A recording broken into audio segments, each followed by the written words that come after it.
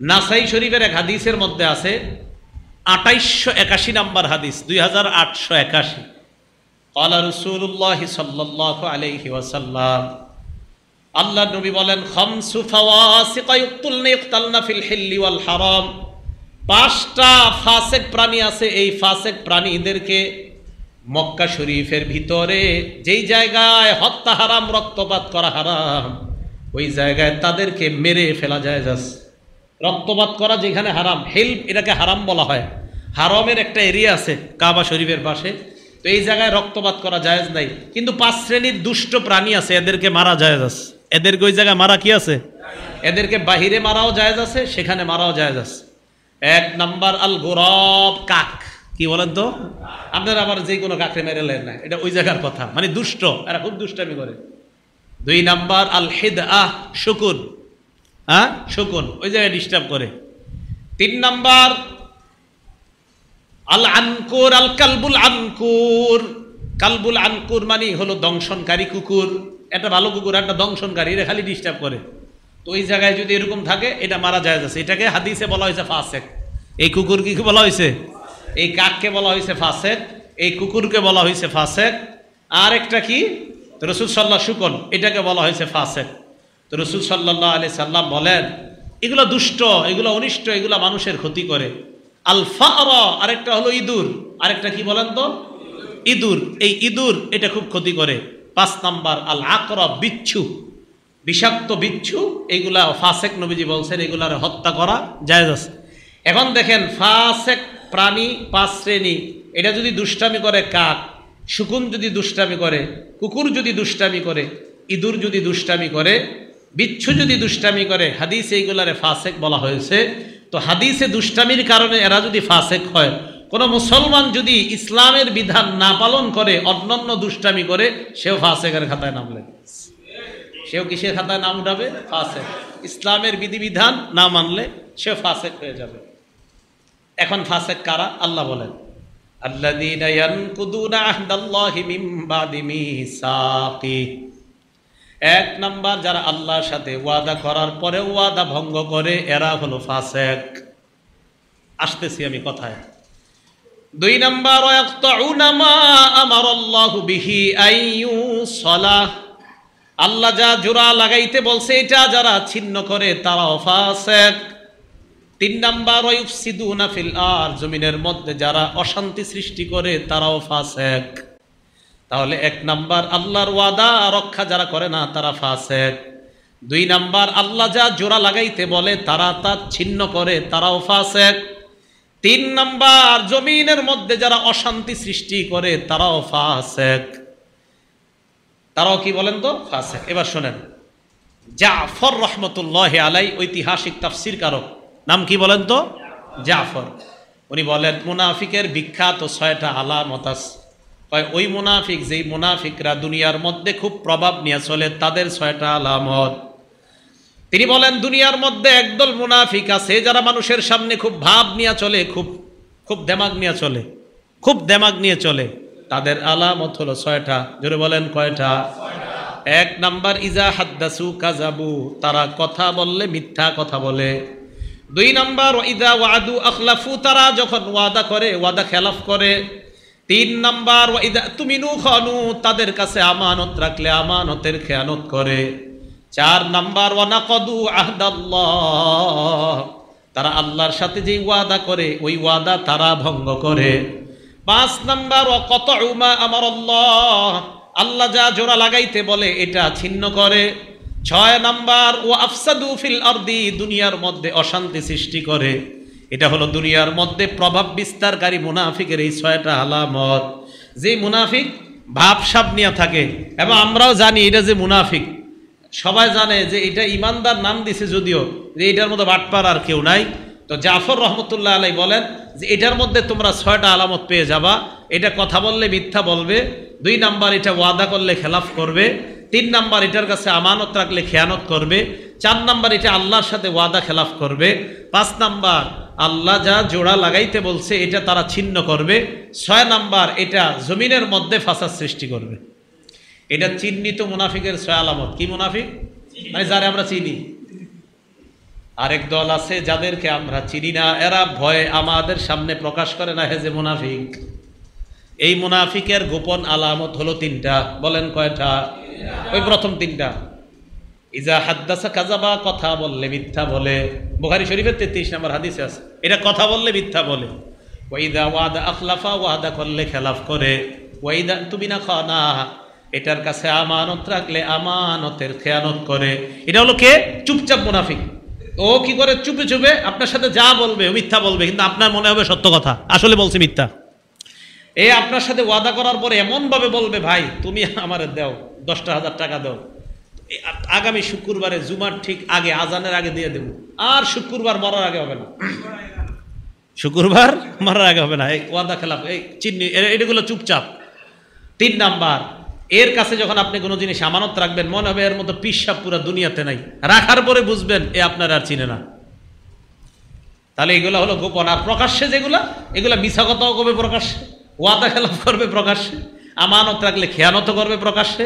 এই আমানতের খেয়ানতের ব্যাখ্যা আর করলাম না, করলে কত মানুষ যে ডুববে এটার ভিতরে আল্লাহ ভালো জানে। আর হলো আপনার আল্লাহর সাথে ওয়াদা খেলাফ করবে, আর আল্লাহ যা জোড়া লাগাইতে বলছে এটা ছিন্ন করবে, জমিনে অশান্তি সৃষ্টি করবে। আল্লাহ এই সবগুলা বদ গুণ থেকে আমাদেরকে বেঁচে থাকার তৌফিক দান করেন।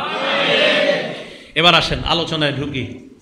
আল্লাযীনা ইয়ানকুদুনা আহদাল্লাহ, ফাসিক হলো তারা যারা আল্লাহর সাথে ওয়াদা খেলাফ করে। এই ফাসিক দ্বারা উদ্দেশ্য যদি আহলে কিতাবদের মধ্যে যারা কাফের তারা হয়, বুঝেন।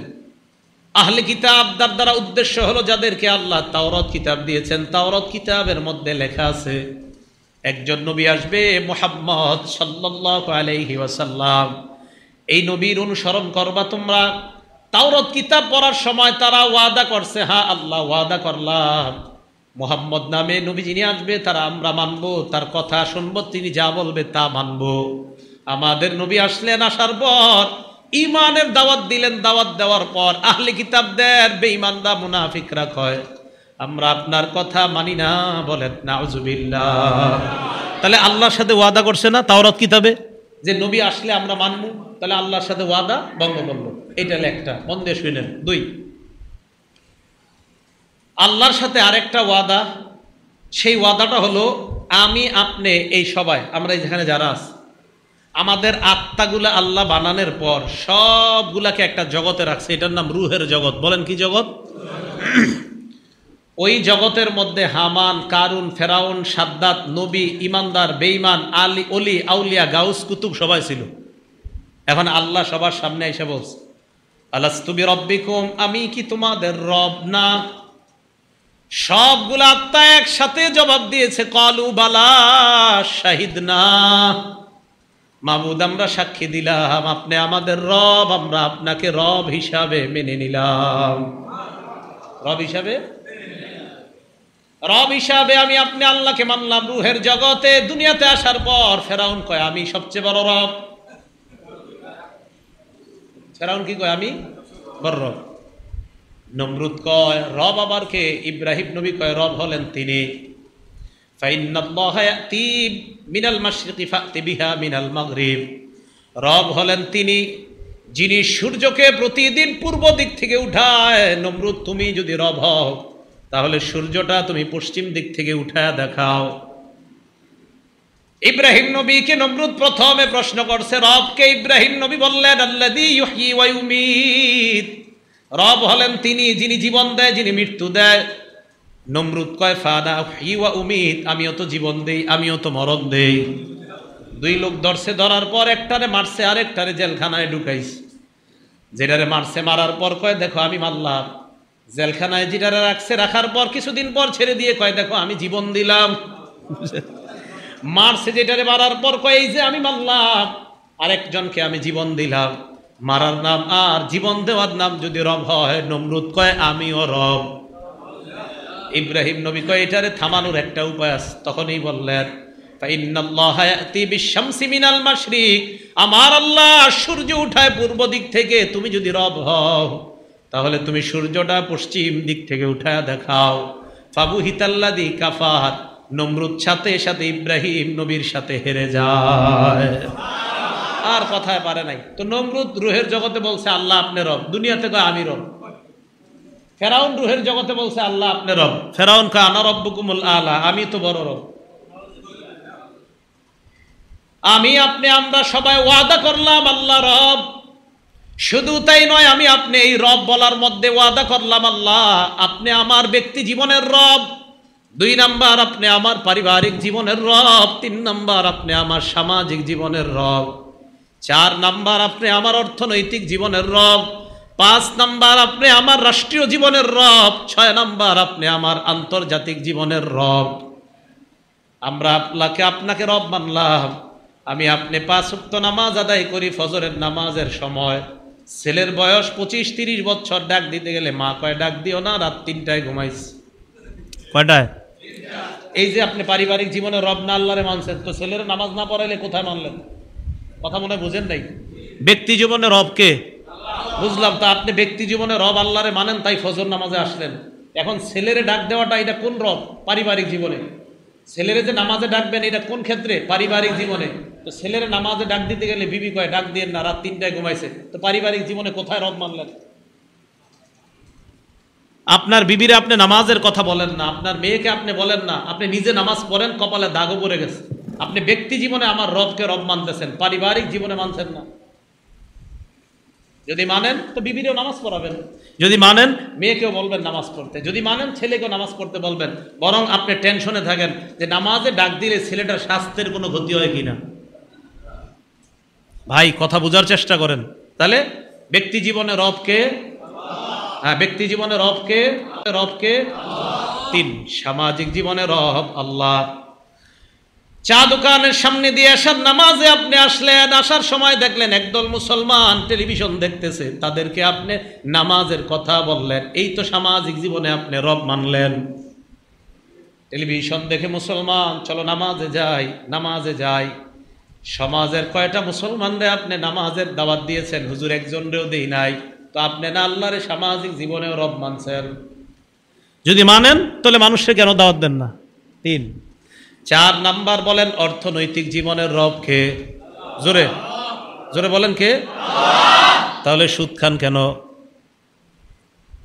হ্যাঁ এই তো ধরা খেয়ে গেলাম। তো সুদ খান কেন? আল্লাহ না অর্থনৈতিক জীবনের রব, তো সুদ মানুষ কেন খায়? বেশি টাকার জন্যই তো নাকি? তো আপনারা রব মানছেন আল্লাহরে, আল্লাহ তো আপনার ব্যবস্থা করবে, তাহলে আপনি অতিরিক্ত এই সুদ হারাম কেন খান? তাহলে অর্থনৈতিক জীবনের রব কে? যদি বলেন আমি আল্লাহরে অর্থনৈতিক জীবনে রব মানলাম, তাহলে কোনো মুসলমান সুদ খাইতে পারে না, কারণ আমার অর্থনৈতিক জীবনে কি হবে না হবে জানে আমার আল্লাহ। আমি হালাল পথে চেষ্টা করে যাব, দেওয়া না দেওয়ার মালিক হলেন আমার আল্লাহ। এই অর্থনৈতিক জীবনের রব। তাহলে হুজুর যদি খতিব সাহেব মিম্বরের মধ্যে বসে সুদের ওয়াজ করে, জুমার থেকে বের হওয়ার পর এলাকার 10 জনকে নিয়ে তার চাকরি খাওয়ার আর চিন্তা করবেন? হ্যাঁ করবেন চাকরি খাওয়ার চিন্তা? বেচারায় সুদের ওয়াজ করলেই পরের দিন এলাকায় শুরু হয়ে যায় কি হুজুর আর ওয়াজ খুঁজে পায় না, হুজুর আর ওয়াজ খুঁজে পায় না। আরে 20 বছর উনি খতিব মসজিদের, তো 20 বছর পরে একদিন সুদের ওয়াজ শুরু করছে। তো হুজুরে বলতেছে ভাই কিছু হারামের সম্পর্ক মুখের সাথে, কিছু হারামের সম্পর্ক খাদ্যের সাথে, কিছু হারামের সম্পর্ক আত্মীয়তার সাথে, কিছু হারামের সম্পর্ক আমলের সাথে হুজুর ওয়াজ শুরু করছে। এই এলাকায় শুরু হয়ে গেছে, হুজুর আপনি 20 বছর তো ভালোই ছিলেন, ইদানিং আবার কি শুরু করলেন এক ওয়াজ, খালি হারাম আর হারাম, হারাম আর হারাম, এই ওয়াজ কেন শুরু করছেন? তাহলে মন থেকে বলেন আমাদের অর্থনৈতিক জীবনে রব কে? তাহলে আমার জীবনে প্রত্যেকটা অর্থ 1 টাকা হোক, 100 হোক, 1 কোটি হোক, এটা কি হালাল হবে না হারাম হতে হবে? হারাম। হারাম হতে, যদি হারাম হয় 1 টাকা, আর যদি হারাম হয় 1 টাকা, তাহলে বলেন তো এই হারাম 1 টাকা হওয়া মানে এটা সুদের অন্তর্গত বা যে কোনো পন্থায় এটা হারাম হওয়া, আর এই হারামটা আমি আমার পকেটে ঢুকাবো না। কেন? কারণ আমি আমার অর্থনৈতিক জীবনেও রব মেনে নিয়েছি কাকে? আমার আল্লাহ আমার হালাল রিজিকের ব্যবস্থা করবে। 4, 5 আপনি আমার রাষ্ট্রীয় জীবনের রব। রুহের জগতে বলছি আল্লাহ আপনি আমার রব, মানে আপনি আমার রাষ্ট্র জীবনের রব। রাষ্ট্রের মধ্যে যেন কোরআন সুন্নাহ কায়েম হয়ে যায়, কয়দিন দোয়া করছেন? বুঝেন? কোরআন বুঝেন? বুঝেন না। রাষ্ট্রীয় জীবনে যেন রব হয়, কয়দিন দোয়া করছেন? উল্টা আপনারা কোন হুজুর ওটা কি ইসলামের মধ্যে আছে? এই যে আপনারা গৌরীপুর গেলেন, নবীজির ব্যঙ্গ করার প্রতিবাদে মিছিল করলেন, এটা কি ইসলামে আছে? আপনি শুরু করে দিয়েছেন এই কথা। তাহলে রাষ্ট্রীয় জীবনেও রবকে, তাহলে আমার রাষ্ট্রে যেন আমার রবের বিধান কায়েম হয়ে যায়, এই জন্য দোয়া করা, চেষ্টা করা। 6 নাম্বার, আন্তর্জাতিক জীবনে রবকে, এই জন্য সারা পৃথিবীর মধ্যে যেন ইসলাম কায়েম হয়ে যায় এই চেষ্টা করা। কেন? কারণ ইসলাম যদি পুরা দুনিয়ার মধ্যে কায়েম হয়ে যায় তাহলে পুরা দুনিয়াটা শান্তিময় দুনিয়া হয়ে যাবে। ইসলাম শান্তি, তাহলে রাষ্ট্রে ইসলাম কায়েম হওয়া মানে শান্তি কায়েম হওয়া। ইসলাম এমন এক ধর্ম যেই ধর্ম সকল ধর্মের মানুষের শান্তি নিশ্চিত করে, এই ধর্মের নাম কি? ইসলাম। মনে থাকবে তো? তাহলে এবার সুন্দরভাবে বলেন, আমার ব্যক্তি জীবনে রবকে, পারিবারিক জীবনে রবকে, সামাজিক জীবনে রবকে, অর্থনৈতিক জীবনের রবকে, রাষ্ট্রীয় জীবনের রবকে, আন্তর্জাতিক জীবনের রবকে আল্লাহ। তো মাশাআল্লাহ বুঝে আসছে। তো রুহের জগতে আমরা বলছি আল্লাহ আপনি আমাদের রব। এবার আল্লাহ কয় আল্লাযীনা ইয়ানকুদুনা আহদাল্লাহি মিন বাদি মিসাকিহি, আল্লাহর সাথে ওয়াদা করার পর যারা ওয়াদা ভঙ্গ করে তারা হলো ফাসিক। এই মিয়া তোমরা না আমার সাথে ওয়াদা করছো আমি তোমাদের রব, তোমরা কিভাবে এই ওয়াদা ভঙ্গ করো? যদি ওয়াদা ভঙ্গ করো তাহলে তোমরাও ফাসিক। এই হলো আরেকটা, তাহলে ওয়াদা ভঙ্গ করা যাবে না। এবার আসেন আরেকটা, কি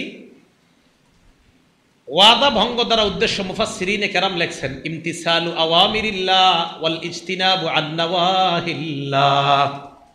আল্লাহর সাথে ওয়াদা হলো আল্লাহর সমস্ত পালনীয় বিধানগুলা পালন করা, আল্লাহর সমস্ত নিষিদ্ধ বিষয়গুলা থেকে বেঁচে থাকা।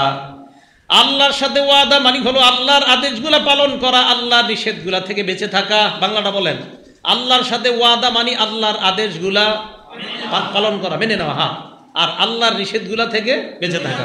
এবার সূরা হাশরে যাইতে হলে আল্লাহ বলেন মা আতাকুমুর রাসূলু ফাখুযুহু, নবী তোমাদেরকে যা দিয়েছেন তোমরা তা গ্রহণ করো। ওয়া মা নাহাকুম আনহু ফান্তাকু, নবী যা থেকে নিষেধ করেছেন তা থেকে তোমরা বিরত থাকো। তাহলে নবী যা দিয়েছেন তা গ্রহণ করার ওয়াদা, আর নবী যা থেকে আমাদেরকে নিষেধ করেছেন তা থেকে আমরা বিরত থাকবো, এই ওয়াদা। ঠিক আছে তো? এখন নবীর কথা যে আমরা মানব, গ্রহণ করব, আর নবী যা থেকে নিষেধ করেছেন তা থেকে আমরা বিরত থাকব, এই ব্যাপারে আমরা আল্লাহর সাথে ওয়াদা করলাম। এখন নবী আমাদেরকে যা দিবে আমরা গ্রহণ করতে রাজি আছি ইনশাআল্লাহ।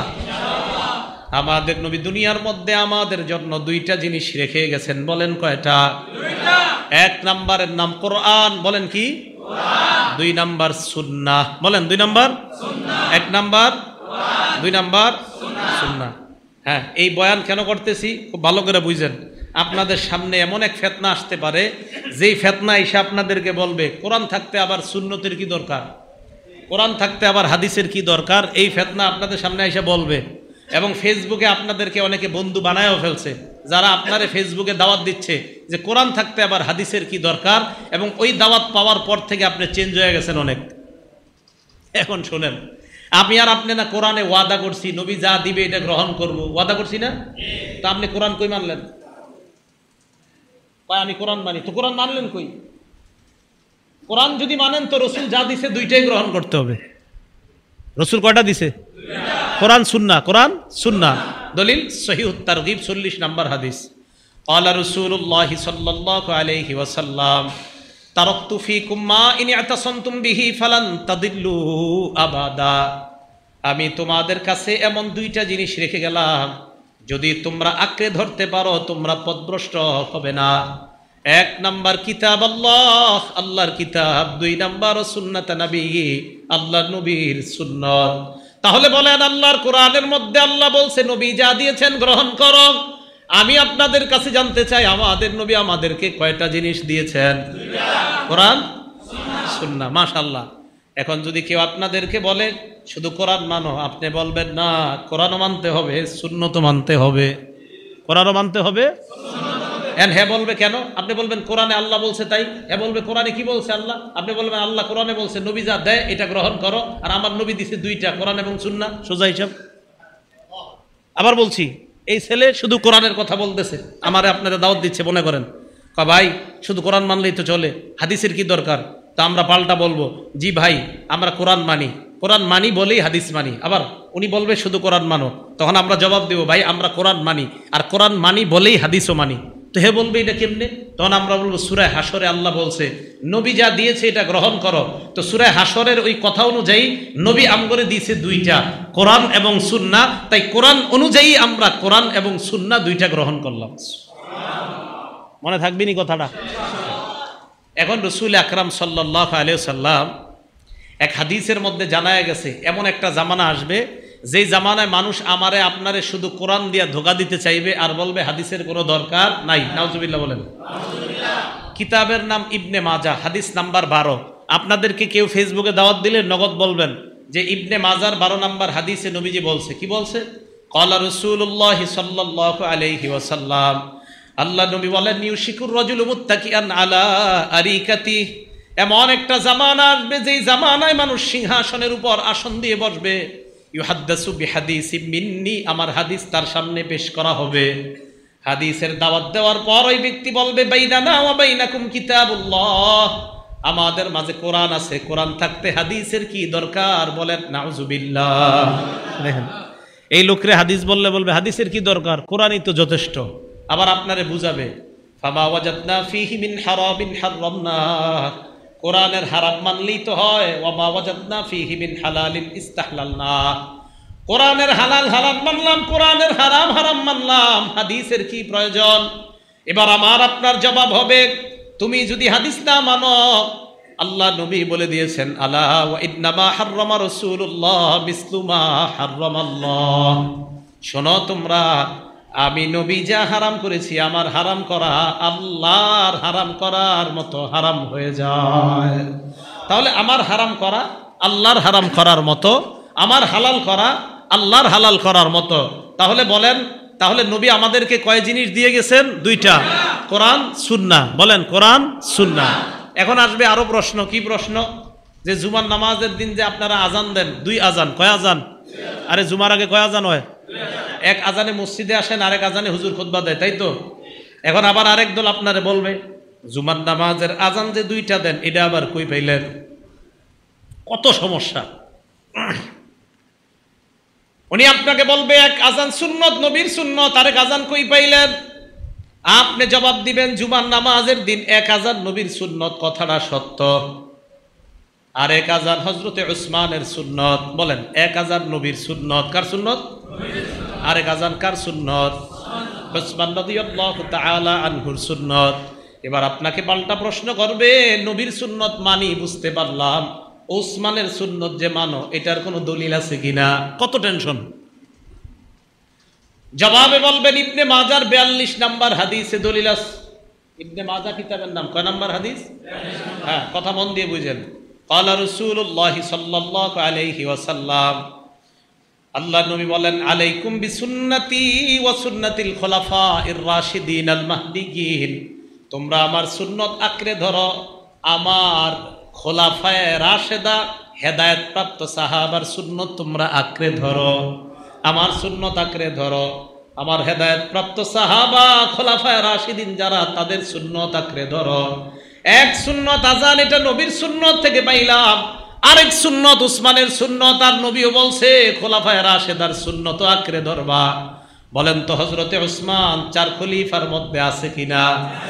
তাহলে উসমান খলিফার মধ্যে থাকলে উসমানের কথা যে মানতে হবে এটা নবী বলছেন হাদিসে। ইবনে মাজার 42 নাম্বার হাদিস। দাঁড়ান, দাঁড়াও, তুমি দাঁড়াও, এই তাকান। ইবনে মাজার 42 নাম্বার হাদিস। এক আজান দিছে এই ছেলেটা, আজানে জুমার নামাজে আসছেন, আরেক আজান দেওয়ার পরে খতিব সাহেব খুতবা দিছে। মন দিয়ে বুঝবেন। তাহলে এক আজান মানতে হবে, এটাও পাইলাম কি? নবীর সুন্নতে। ইবনে মাজার 42 নাম্বার হাদিসে আছে আলাইকুম বিসুন্নতি, আমার সুন্নত আঁকড়ে ধরো। তাহলে বুঝলাম এক আজান নবীর সুন্নতে পাইছি, তাই এক আজান দিলাম। আরেক আজান কই আছে? কয় উসমানের সুন্নত। কয়টা মানতে হবে? কই আছে? কয় ইবনে মাজার 42 নাম্বার হাদিসে আছে ওয়া সুন্নাতিল খুলাফাইর রাশিদিন, যে আরেকটা হলো খোলাফায়ে রাশেদার সুন্নত, এইটাও মানতে নবীজি বলছেন। তাই হাদিস আংশিক বলা যাবে না, পুরাটা বলতে হবে। যে এক আজান মানি নবীর সুন্নত আঁকড়ে ধরার কারণে, আরেক আজান মানি সাহাবাদের সুন্নত আঁকড়ে ধরার কারণে। নবীর সুন্নত আঁকড়ে ধরার কথাও নবী বলছেন, সাহাবার সুন্নত আঁকড়ে ধরার কথাও নবী বলছেন। তাই সাহাবার আমল করা মানি নবীর কথার অনুযায়ী আমল করা। বুঝছেননি কথা?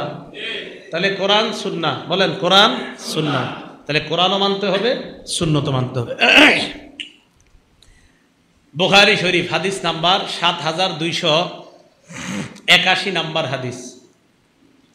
এই হাদিসের মধ্যে আসছে জাআত মালাইকাতুন ইলান নবী সাল্লাল্লাহু আলাইহি ওয়াসাল্লাম, একদল ফেরেশতা আল্লাহর নবীর কাছে আসলেন। আল্লাহর নবী তখন ঘুমায় রইছে। ফেরেশতারা আল্লাহর নবীর সামনে আসছে। আসার পর ফেরেশতারা আল্লাহর নবীর সামনে দাঁড়িয়ে এক ফেরেশতা কয় ইন্নাহু নাইম, তিনি তো ঘুমায়। আরেক ফেরেশতা কয় ইন্নাল আইনা নাইমা ওয়াল কলবা ইয়াকযান, তিনি ঘুমায়, তার চোখ ঘুমায়, তার অন্তর ঘুমায় না। নবীজি ঘুমায়, তার চোখ ঘুমায়, তার অন্তর ঘুমায় না। তো নবীজি সাল্লাল্লাহু আলাইহি সাল্লাম তো ঘুমায় রইছে। এখন আপনাদেরকে আমি বলি, আমি যে হাদিস কইতেছি আমি কেমনে জানলাম নবী না ঘুমায়? বুঝে না? আরে নবী না ঘুমাইতেছে তো এই হাদিস জানছি কেমনে? হ্যাঁ, নবীর কি ঘুমায়? অন্তর। এই অন্তর ঘুমায় না বলেই তো এই হাদিস জানছি। বুঝলেন? আবার নবীর কি ঘুমায়? অন্তর। আর অন্তর ঘুমায় না বলেই তো এই হাদিস আমরা জানতে পারছি, না তো জানতাম না। আরে কথা বুঝছেননি? আল্লাহ জানে, বুঝতেছিনি, বুঝতে হইব কিন্তু। তাহলে নবীর কি ঘুমায়? কি ঘুমায় না? আর অন্তর ঘুমায় না বলেই এই হাদিস আমি বলতে পারতেছি। বুখারী শরীফের ৭,২৮১ নাম্বার হাদিস। আপনারা বুঝছেননি নাকি আমার ধমক শুনে বলতেছেন বুঝছি? আচ্ছা আচ্ছা। তো রাসূল আকরাম সাল্লাল্লাহু আলাইহি সাল্লাম ঘুমায় রইছে। তো রাসূল সাল্লাল্লাহু আলাইহি সাল্লামের কাছে ফেরেশতারা আসছে। আসার পর ফেরেশতারা বলতেছে ওনার চোখ ঘুমায়, অন্তর ঘুমায় না। এবার একদল ফেরেশতা কয় ইন্নালি সাহিবিকুম হাযা মাসালা ফাদরিবু লাহু মাসালা, এই যে উনি ঘুমাইতেছে তার একটা দৃষ্টান্ত আছে, তার দৃষ্টান্ত তোমরা বর্ণনা দাও। এই কথা বলার পর আরেক ফেরেশতা কয় তিনি তো ঘুমায়। আরেক ফেরেশতা কয় আরে তার চোখ ঘুমায়, অন্তর ঘুমায় না। তাহলে কথাটা দুইবার হইল। এবার ফেরেশতারা বলে মাসালুহু কামাসালি রজুল, দাওয়াত তাবলীগের কাজ যারা করেন গাশতের আদবে ঠিক এইভাবে কথাগুলো বলবেন। তাহলে দাওয়াত দিতে গেলে ঠিক এইভাবে কথাগুলো বলবেন। মাসালুহু কামাসালি রজুল, যে উনি যিনি ঘুমিয়ে আছেন ওনার দৃষ্টান্ত হলো এমন এক ব্যক্তির মতো, বানাদারা, যিনি একটা ঘর বানিয়েছেন, ওয়াজআলা ফিহা মা'দুবা, ঘরের মধ্যে দস্তরখান, দস্তরখানের মধ্যে রং বেরঙের সুস্বাদু খাবার, বাসা দাইয়া, একজন আহ্বানকারীকে বাহিরে পাঠাইছে, যাও তুমি এই এলাকার যাদেরকে পাইবা দাওয়াত দিবা, বলবা ওই ঘরে মজাদার খাবার আছে, যারা আসবে তারা খাবার খাইতে পারবে। আহ্বানকারী বাহিরে যায়, যাওয়ার পর আমাকে আপনাকে আমাদেরকে ডাক দিয়েছে, চলো ওই ঘরের দিকে। ঘরের মধ্যে দস্তরখান, দস্তরখানের মধ্যে সুস্বাদু খাবার।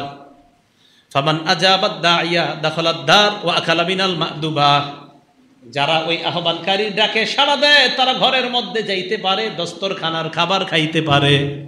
ওয়া মান লাম ইউজিবিদ দাইয়া লাম ইয়াদখুলিদ দার ওয়া লাম ইয়াকুল মিনাল মা'দুবা, যারা দস্তরখানের, যারা আহ্বানকারীর ডাকে সাড়া দেয় নাই, তারা ওই আহ্বানকারীর ডাকে না সাড়া দেওয়ার কারণে ঘরেও যাইতে পারে নাই, দস্তরখানের খাবারও খাইতে পারে নাই। একটু বুঝছেননি? এক ব্যক্তি একটা ঘর বানাইছে, ঘরের ভিতর দস্তরখান বিছাইছে, দস্তরখানে সুস্বাদু খাবার। একজন দরজায় গিয়ে বলতেছে, ও ভাই আসেন সবাই, ঘরে দস্তরখান আছে, সুস্বাদু খাবার আছে। তো যারা আহ্বানে সাড়া দিছে তারা ঘরে আসছে, আইসা সুস্বাদু খাবার খাইছে। যারা সাড়া দেয় নাই তারা আসে নাই, সুস্বাদু খাবারও খায় নাই। নবী কিন্তু ঘুমায় রইছে। ফেরেশতারা বলতেছে আউযিলুহা লাহু, কয় আমরা যে এই দৃষ্টান্ত দিলাম এটার একটু ব্যাখ্যা করে দাও। আরেক ফেরেশতা কয় ইন্নাহু নাইম, তিনি তো ঘুমায়। আবার ওই কথা। ফেরেশতা জবাব দেয় ইন্নাল আইনা নাইমা ওয়াল কলবা ইয়াকযান, তার চোখ ঘুমায়, অন্তর ঘুমায় না। কয়বার হইছে কথা না? তিনবার। তো নবীজি তো সব অন্তর দিয়ে উপলব্ধি করতেছে। সুবহানাল্লাহ। এবার ফেরেশতারা বলেন তো কি বানাইছে? ঘর। ফাদ্দারু আল জান্নাহ, ঘরের দৃষ্টান্ত হলো আল্লাহর জান্নাত। আল্লাহ জান্নাত বানাইছে, জান্নাতের মধ্যে দস্তরখান, দস্তরখানের মধ্যে সুস্বাদু খাবার। আহ্বানকারী হলেন ফাদ্দাঈ মুহাম্মাদুন সাল্লাল্লাহু আলাইহি ওয়াসাল্লাম, আহ্বানকারী হলেন মুহাম্মদ সাল্লাল্লাহু আলাইহি ওয়াসাল্লাম। ওই আহ্বানকারী হলেন মুহাম্মদ সাল্লাল্লাহু আলাইহি ওয়াসাল্লাম। নবীর ডাকে যারা সাড়া দিবে, নবী আমাকে আপনাকে এই তিতাসের মুসলমান আমাদেরকে নবী ডাকতেছেন, চলো তোমরা ওই জান্নাত নামক ঘরের দিকে, দস্তরখান বিছানো আছে। একদল নবীর ডাকে সারা দেয়, তারা ঘরে যাইতে পারবে, দস্তরখানের খাবার খাইতে পারবে। আরেক দল যারা সারা দিতে পারবে না, তারা ধরেও যাইতে পারবে না, দস্তরখানের খাবারও খেতে পারবে না। ফেরেশতারা কয়, ফামান আতা মুহাম্মাদান ফাকাদ আতা আল্লাহ, যারা মুহাম্মদ সাল্লাল্লাহু আলাইহি ওয়াসাল্লামের অনুসরণ করে তারা আল্লাহর অনুসারী হয়ে যায়। ওয়ামান আসা মুহাম্মাদান ফাকাদ আসাল্লাহ, যারা মুহাম্মদ সাল্লাল্লাহু আলাইহি ওয়াসাল্লামের নাফরমানি করে তারা আল্লাহর নাফরমানি করে, বলেন নাউজুবিল্লাহ। এবার আসেন আবার আগের কথায়, নবী যা দিবে তা আমরা গ্রহণ করব। নবী যা দিবে তা আমরা, আবার নবী যা দিবে তা আমরা, তাহলে নবীর কথা মেনে নেওয়ার নাম হলো আনুগত্য। আল্লাহ নবীর কথা মানা মানে নবীর আনুগত্য করা, আর নবীর আনুগত্য করা মানে কার আনুগত্য করা? এখন যদি কেউ বলে শুধু কোরআন মানি হাদিস মানি না, তাহলে বুঝতে হবে এই লোক হলো মুনাফিক মার্কা বেঈমান। শুধু কোরআন শুধু হাদিস, কেউ যদি বলে আমি শুধু হাদিস মানি কোরআন মানি না, কেউ যদি বলে আমি শুধু কোরআন মানি হাদিস মানি না, আমরা জবাব দিব, ভাই তুমি তোমার মত লয়ে থাকো, আমরা কোরআন হাদিস দুইটাই মানি, আমরা কোরআন হাদিস। এবার প্রশ্ন, বলেন কেন মানি? সবাই বলেন কেন মানি? কারণ কোরআনের ওই তো মাশাআল্লাহ, আল্লাহ তো বলছে ধরতে, নবী যা দিবে তা ধরো। মাশাআল্লাহ, কি আপনি হুজুরে কইছেন? আপনি না, সাধারণ লোক কইলে ভালো লাগতো কথাটা। কেন মানি? আল্লাহ বলছে তাই মানি। আল্লাহ বলছে নবী যা দিবে তা ধরবা, তাহলে আমরা নবীর কথা কেন মানি? আল্লাহ বলছে নবী যা দিবে তা গ্রহণ করতে, তাই মানি। আচ্ছা, না মানলে সমস্যা কি? এবার দেখেন প্রথম সমস্যাগুলো দেখেন। সূরা নিসা আল্লাহ বলছে, ফানকিহু মা তাবা লাকুম মিনান নিসা, নারীদের মধ্যে যাদেরকে পছন্দ হয় তাদেরকে বিয়ে করো। তার মানে কি প্রেম করবেন? না না, মানে আপনার বাবা মা আপনার নিয়ে যাবে, নিয়ে যাওয়ার পর দেখাবে, পছন্দ হলে বিয়ে করবেন, বিষয়টা এরকম না। তাহলে বিয়ে করো, পাইলাম। সূরা নূরের মধ্যে আছে, ওয়ানকিহুল আয়ামা মিনকুম ওয়াস-সালিহিনা মিন ইবাদিকুম ওয়া ইমাইকুম, তোমাদের মধ্যে অবিবাহিত নারী পুরুষ যারা, তাদেরকে তোমরা বিয়ে করায়া দাও। সূরা নিসায় পাইলাম বিয়ে করো, সূরা নূরের মধ্যে পাইলাম বিয়ে করাও। আবার সূরা নিসায় কি করো? বিয়ে। আর সূরা নূরে বিয়ে। তাহলে কোরআনে আছে কি? বিয়ে করো এবং বিয়ে করাও। আবার বলেন তো কোরআনে কি আছে? করো এবং বিয়ে। কেমনে? এটা কোরআনে নাই। কেমনে? এই যে হুজুর বসে না, বসার পরে বলে না 1.5 লক্ষ টাকা দেন মোহরের বাবদ তোমারে বিয়ের প্রস্তাব করলাম, রাজি থাকলে বলো কবুল। এটা কোরআনে কোন জায়গায় লেখা আছে? তাহলে বলেন তো এটা কই আছে? এই তো মাশাআল্লাহ বুঝে আসছে, কোরআনে আসছে বিয়ে করো, কোরআনে আসছে বিয়ে করাও। পদ্ধতি কই আছে? হাদিস। মাশাআল্লাহ, তাহলে কোরআন লাগবে, হাদিস লাগবে। কেন? কোরআন বুঝতে হলে হাদিস লাগবে। বুঝছেননি সবাই? আসলে বুঝছেননি? আচ্ছা, তাহলে বিয়ে করো বিয়ে করাও কোরআনে আছে, কেমনে? এটা হাদিসে আছে। তাই আমরা কোরআন সুন্নাহ দুইটাই মানি, কোরআন সুন্নাহ দুইটাই মানি। এবার আসেন 17 পারা 7 পৃষ্ঠা আছে, ইয়া আইয়ুহাল্লাযীনা আমানুর কাউ, হে ঈমানদারগণ তোমরা রুকু করো। কেমনে? কোরআনে নাই। ওয়াসজুদু, তোমরা সিজদা করো। কিভাবে? কোরআনে নাই। তাহলে কোরআনে আছে রুকু করো, কোরআনে আছে সিজদা করো, কেমনে করো? এটা আছে হাদিসে। তাই আমরা কোরআন মানি, হাদিস মানি। কোরআনে নাই ফজরের নামাজ 2 রাকাত, কোরআনে আছে নামাজ পড়ো, সিজদা করো, রুকু করো। কিন্তু কোরআনের মধ্যে ফজর 2 রাকাত, যোহর 4 রাকাত, আসর 4 রাকাত, মাগরিব 3 রাকাত, এশা 4 রাকাত, এই কথা কোরআনের মধ্যে নাই। এর মানে মনে রাখবেন, ফেসবুকে যারা আপনাদেরকে বলে কোরআন মানো হাদিস লাগবে না, তারা একটা সময় আপনারে বলবে নামাজের কথা কোরআনে আছে, সিজদার কথা কোরআনে আছে, রুকুর কথা কোরআনে আছে। তা আপনি যে অনুসারী হবেন ফেসবুকে, আপনি বলবেন হ্যাঁ ঠিকই তো। তা আপনার উনি ফেসবুকে বলবে তুই কি করে আসছো তখন? তো আপনি বলবেন আমি এশার নামাজ পড়ে আসছি। হেই মিয়া, এশার নামাজ কয় রাকাত পড়ছো? তো আপনি বলবেন 4 রাকাত, এরপরে 2 রাকাত, এরপরে 3 রাকাত। এটা যে পড়ছো কোরআনে কই আছে? ওই আপনার গুরু আপনারে বলবে পাল্টা প্রশ্ন। তা আপনি দেখবেন কোরআনের কোনো জায়গায় লেখা নাই এশা যে 4 রাকাত, এশার যে ফরজ 4 রাকাত, সুন্নত 2 রাকাত, বিতির 3 রাকাত, কোরআনে কোথাও লেখা নাই। এবার আপনার গুরু আপনাকে বলবে অতএব নামাজ পড়া লাগবে না। এই যে আপনারা শেষ করবেন না, এইভাবে আপনাকে শেষ করবে। তাহলে কোরআনে আছে রুকু করো, কোরআনে আছে সিজদা করো, কিভাবে করো বলেন তো, এটা কই আছে? মাশাআল্লাহ, কোরআনে আছে বিয়ে করো, কোরআনে আছে বিয়ে করো। কিভাবে করাবো কোথায় আছে? কোরআনে আছে রুকু করো, কোরআনে আছে সেজদা করো। পদ্ধতি কোথায় আছে? মাশাআল্লাহ। তাহলে আমাদের নবী আমাদেরকে যা শিখাবে তা আমরা গ্রহণ করব, এই অঙ্গীকার কার সাথে করছি? আল্লাযীনা ইয়ানকুদুনা আহদাল্লাহ, আল্লাহর আদেশ আল্লাহর নিষেধ মানার ওয়াদা আমরা করলাম। তাহলে একটা গেল। এরপরে ওয়ায়াকতাউনা মা আমারাল্লাহু বিহি আইয়ুসলা, আল্লাহ যা জোড়া লাগাইতে বলছে এই জোড়াটাকে যারা ছিন্ন করে। কমনি এই কথাটা কি না? উঠবেন না তো কোয়া শুরু করলে? আচ্ছা, এর দ্বারা উদ্দেশ্য হলো আত্মীয়তার সম্পর্ক। কি সম্পর্ক? আত্মীয়তা। ভাই ভাই, ভাই বোন, এক ভাই আরেক ভাইরে 40 বছর একজন আরেকজনের চেহারা দেখে না। বাপে চাচার সাথে কেন রাগ? এই জন্য ভাতিজা চাচারে সালাম দেয় না। মানে আব্বার সাথে আমার কাকার রাগ, এই জন্য আমি আব্বা আমার কাকারে সালাম দেই না। চিন্তা করেন, মানে ভাই ভাইয়ের অভিমান হইতেই পারে, দুই ভাইয়ের অভিমান হইতে পারে, এই জন্য ভাতিজায় ওই চাচারে সালাম দেয় না। কেন? আমার চাচার সাথে আব্বা কথা করে, তাই ওনারে আমিও সালাম দিই না। রক্তের সম্পর্ক যারা জোড়া লাগায়, এটা আল্লাহ কোরআনে বলছে। এখন কি? বুখারী শরীফের 5983 নাম্বার হাদিস।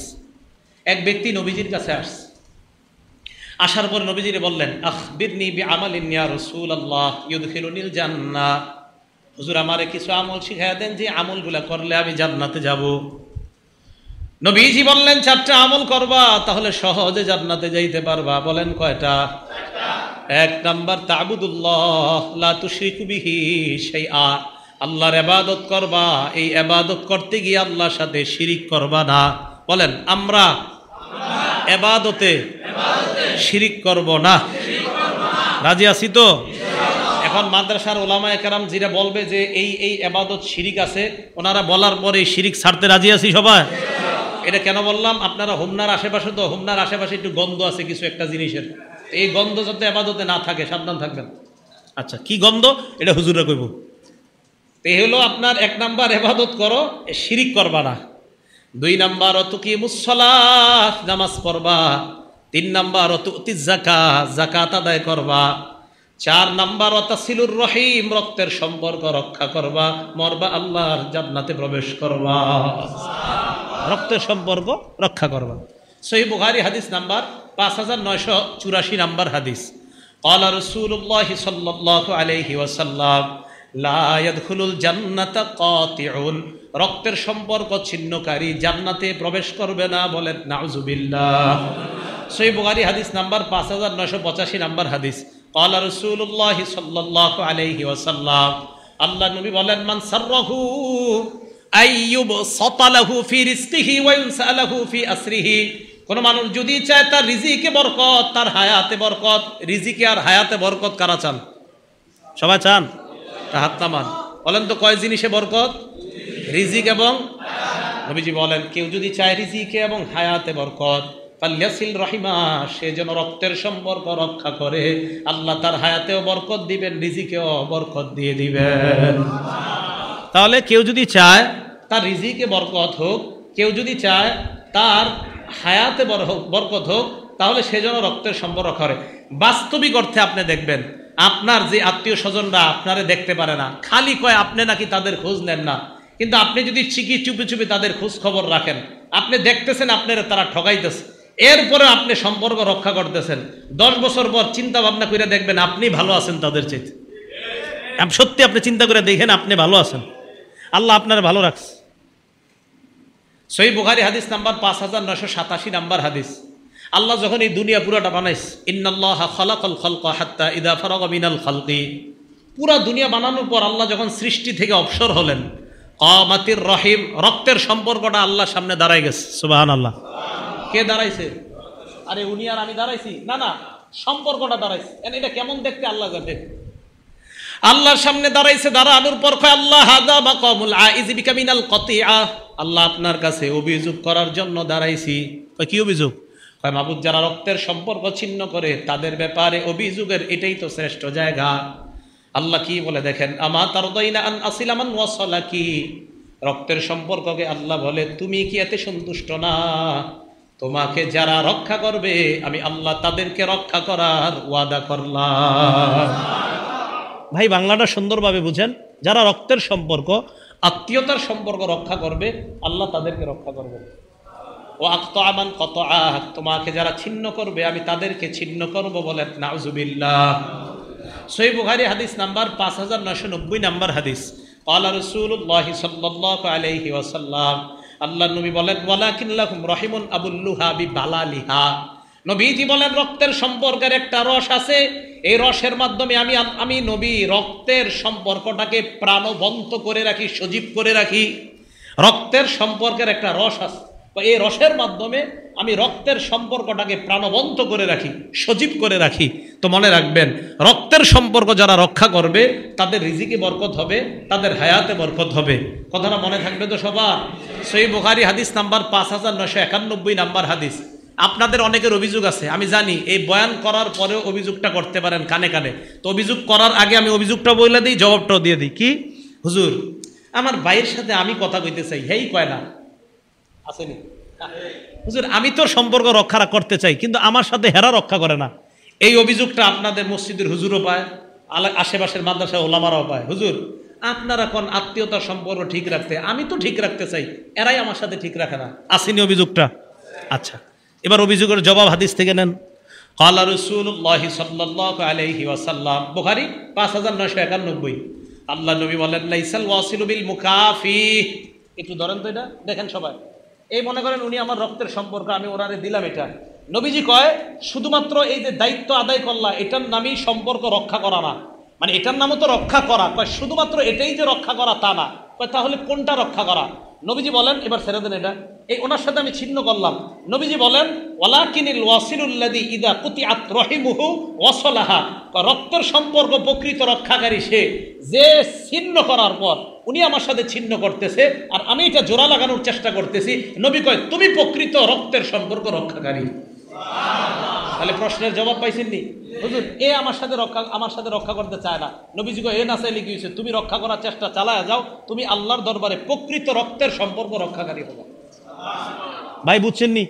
তাহলে উনি রক্ষা করতে চায় না কিন্তু আমি করব।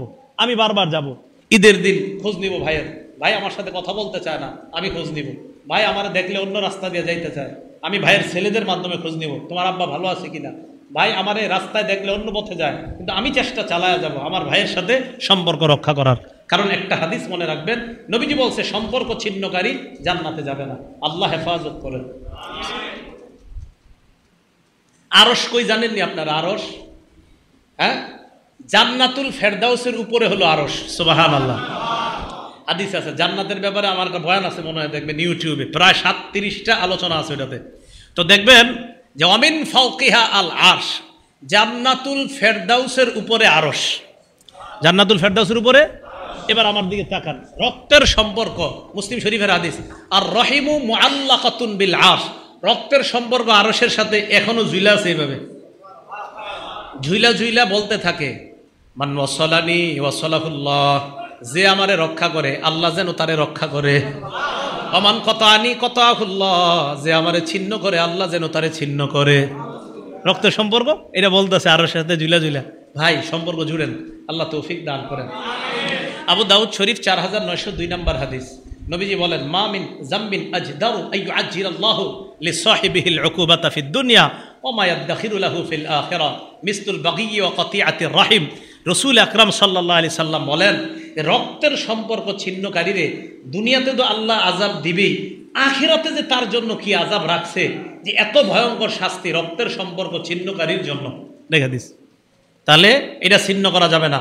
সহিহ বুখারী হাদিস নাম্বার 6138 নাম্বার হাদিস। আল্লাহরে বিশ্বাস করি সবাই, আখিরাত বিশ্বাস করি, তাহলে আমার সাথে হাত উঠান।